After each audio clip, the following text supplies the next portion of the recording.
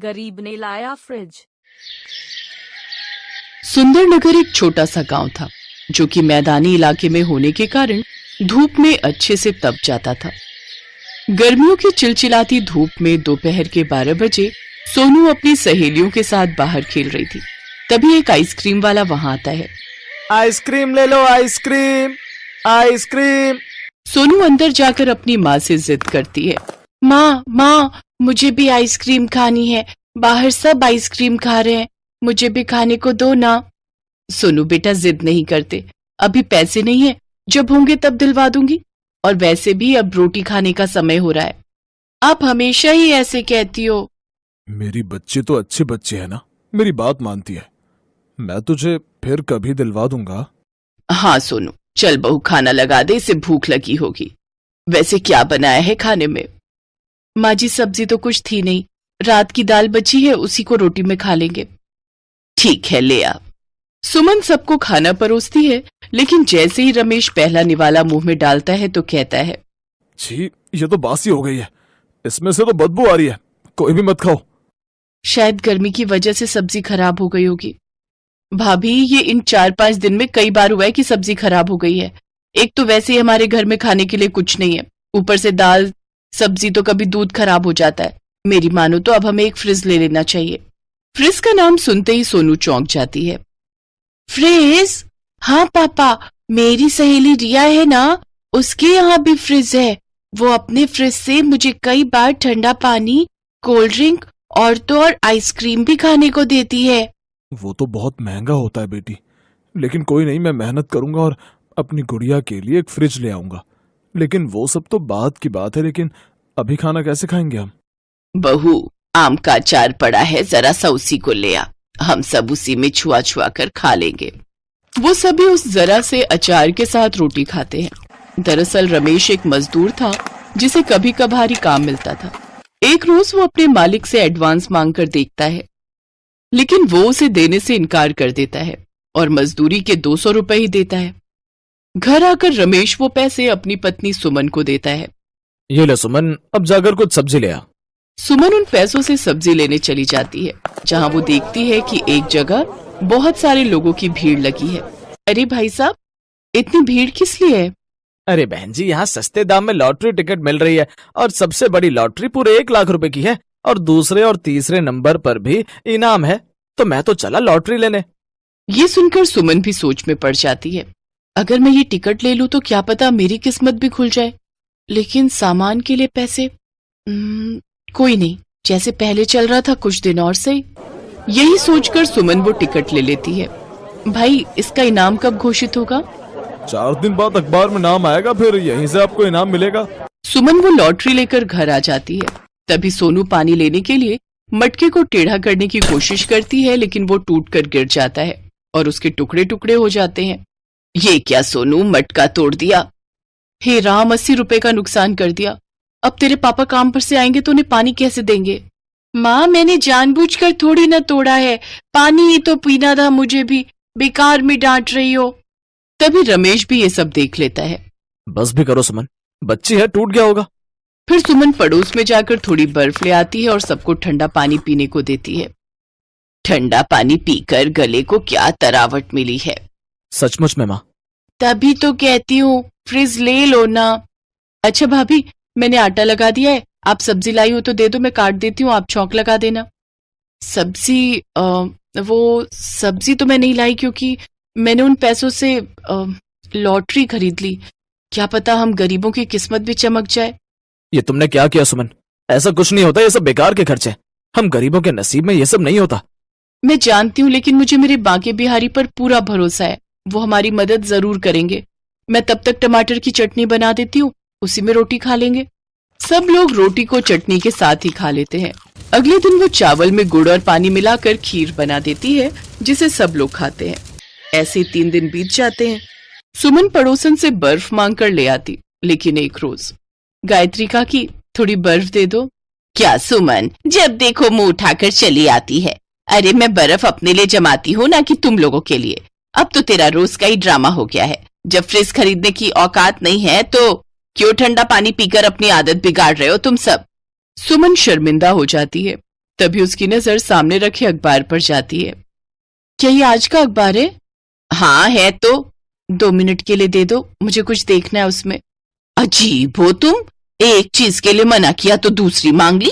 तुम गरीब लोग ना जाने कब सुधरोगे। सुमन वो अखबार लेकर घर आती है और जल्दी से उस लॉटरी के टिकट को निकालती है और उस नंबर से मिलाती है। वो खुशी से झूम उठती है क्योंकि वो ये लॉटरी जीत चुकी थी। वो पूरे 1 लाख का इनाम जीत चुकी थी। वो भागती हुई वो लॉटरी लेकर जाती है जहां उसे पूरे 1 लाख रुपए का इनाम और साथ में डबल डोर का फ्रिज मिलता है। वो फ्रिज और पैसे लेकर जब घर आती है तो सभी घर वाले बहुत खुश होते हैं। अब वो उस फ्रिज में ठंडा ठंडा पानी, बर्फ, सभी सब्जियां और दूध रखते, जिससे अब उनका कोई सामान खराब नहीं होता। साथ ही वो दूध और खोए की आइसक्रीम जमाती है और सब घर वालों को खाने को देती है, जिससे अब उनकी गर्मी काफी कम हो जाती है।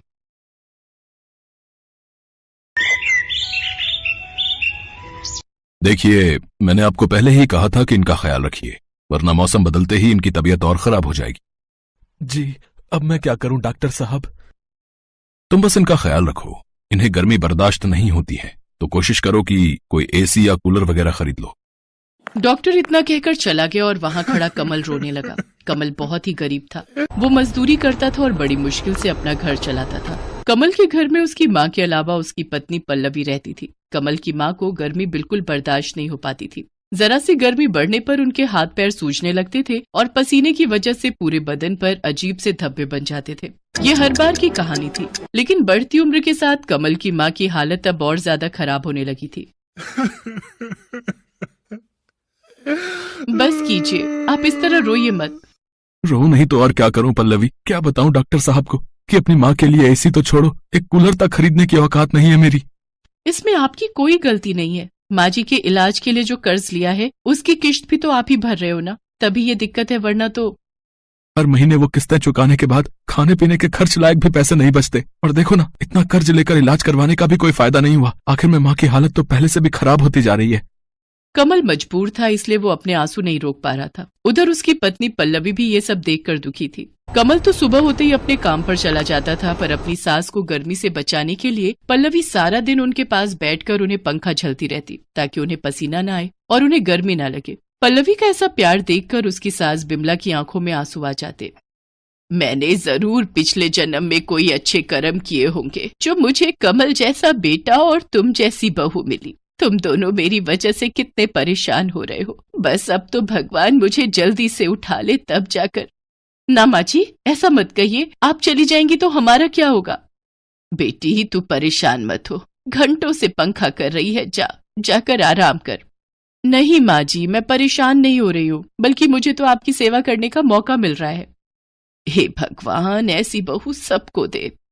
कमल और पल्लवी दोनों बिमला की बहुत सेवा करते थे। बिमला को पंखा करते हुए पल्लवी सोचने लगी कि ऐसा क्या किया जाए जिससे उसकी सास के लिए एक एसी का इंतजाम हो जाए।